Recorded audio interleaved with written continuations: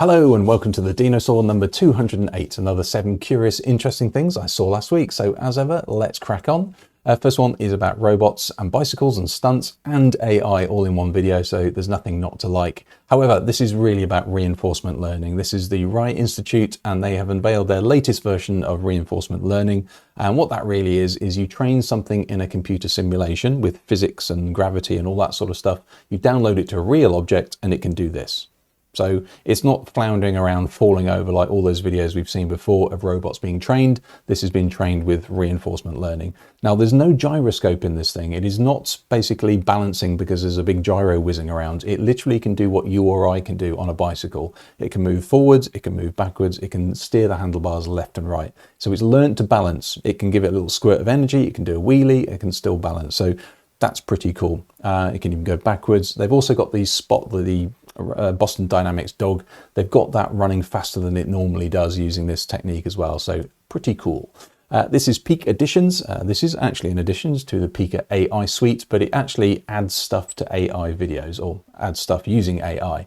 You start with a video in the middle, for instance, you then give it an image and a prompt and it adds the thing to the video using your prompt. So blue octopus on this mug, for instance, which is awesome. If you'd like a monkey on this guy's right shoulder, it will do that for you. So it figures out what it needs to do. It does the lighting, it does the shadow, it does the movement, it keeps the audio, for instance, but there you go. So that's pretty good. This is available on the free tier as well. You get a limited use of it, but you can still experiment with it. Of course, they want you to do that. So there you go. That's Pikadditions.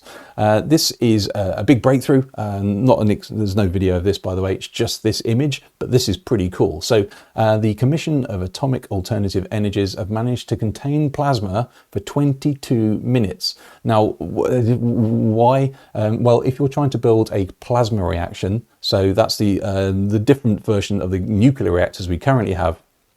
Those ones at the moment, they split stuff and they create all sorts of other stuff. If you're trying to create a fusion stuff, you can add things together. So you create helium. So if you start with hydrogen, fuse it, you create helium. In doing so, it releases energy, i.e. free energy that you get a load of helium so you can blow up balloons. We can use helium. So anyway, they've actually managed to contain it for 22 minutes. Now, if you contain it for 22 minutes and start putting hydrogen atoms in there, start creating energy, you're getting somewhere. So we're not supposed to see these online until probably 2050 or so, but that's a really good breakthrough. 22 minutes is pretty cool. There you go. Well done, you. This is into the Scaniverse. This is available for the Meta Quest app. And really what it is allowing you to experience 3D scenes using your Meta Quest 3 goggles. I don't think it's available for Meta Quest 2.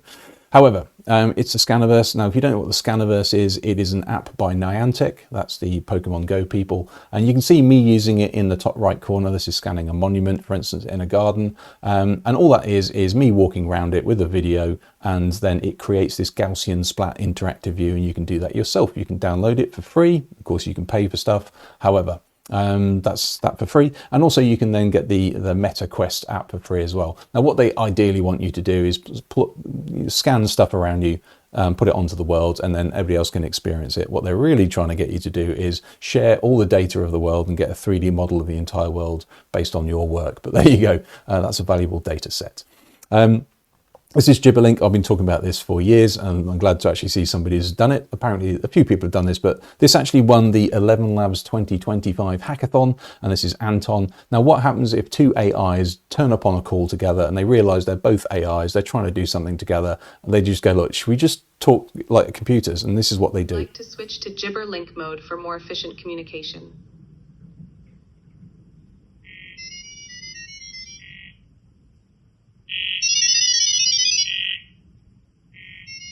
So basically they've just swapped to a different version, which is GG Wave Protocol. It's communicating data through different frequencies. So that's how modems used to work in the olden days, if you ever remember that squealing modems. But just really interesting, if they do happen to be stuck on a call or something where they're trapped in an audio world, then this is probably the best way to communicate at the moment. So interesting. Also thought that would be a thing, but I'm glad to see it actually done. Now, this is also interesting, I promise. This is all about large language models, but using the wrong model. It shouldn't really work like this, but Mercury is a new large language model.